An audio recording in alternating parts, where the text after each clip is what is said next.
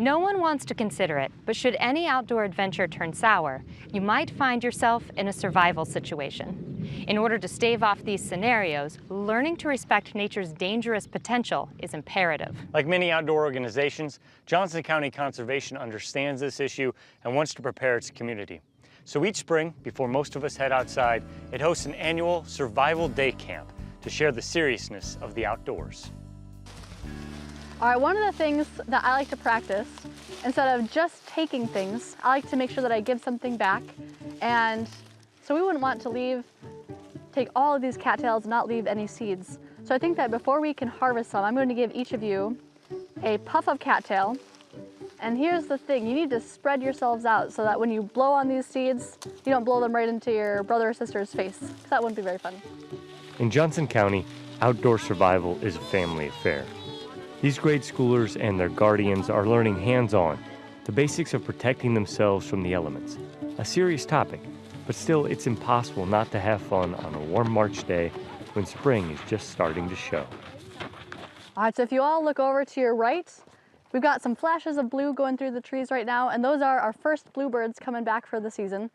Starting indoors, naturalist Christian Morrow gave attendees a brief crash course in material gathering, fort building, and fire starting, a few strategically chosen activities meant to build the foundation of an interest in the outdoors.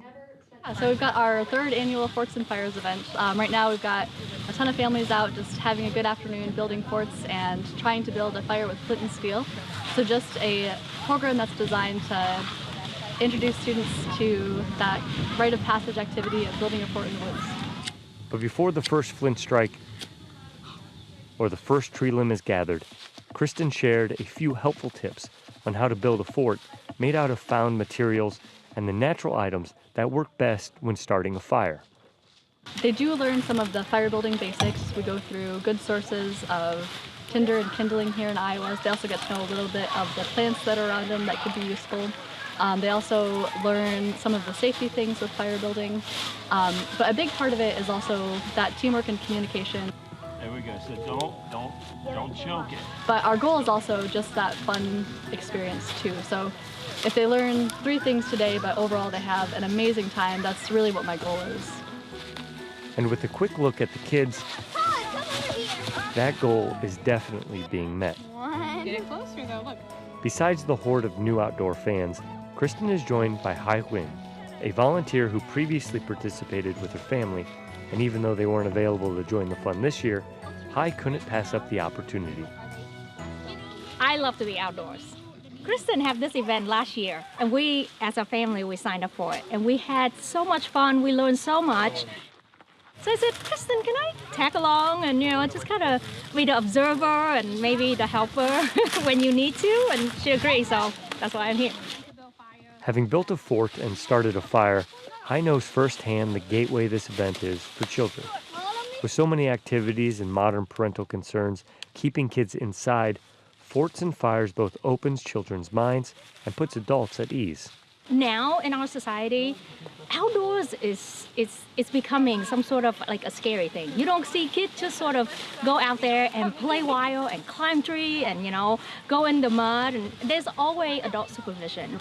And a program like this is great because it's not only introduce family to the outdoors, but it's teach kids and parents to be more comfortable in the outdoors, and with some of the skill that hopefully we offer today through this program, give them a little bit more confidence, when they go outside. There's nothing scary outside, and also teach them how to improvise, have fun. The sky is the limit when you're outdoors. While the kids are having the time of their lives, that is likely nothing compared to the parents and guardians. According to Kristen, that is all by design. That's actually something that Johnson County does a lot. So we want to focus on the families because we don't want this to be a one-time experience. If they come with field trip groups, that's still great, but their parents are less likely to see how much the kids loved it, and they're less likely to repeat those experiences in the future. So we've got so many different family events so that the parents can see how fun it is to catch frogs or to catch fireflies or to go on a hike with their kids and see the joy in them running around. 3 years in, Forts and Fires is an unquestionable success. No, not every fort would be a perfect shelter from an Iowa winter, and not everyone got a roaring flame out of their flint and steel.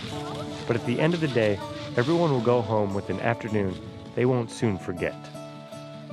It never fails. The kids always leave, whether they're in this family program or with a field trip. They are gushing with excitement. They feel like they've accomplished something. You know, they have that sense of satisfaction from building a successful fire, having an awesome structure. So I just like to see that joy and hopefully feel like those kids are going to be addicted to the woods and addicted to going out and exploring more.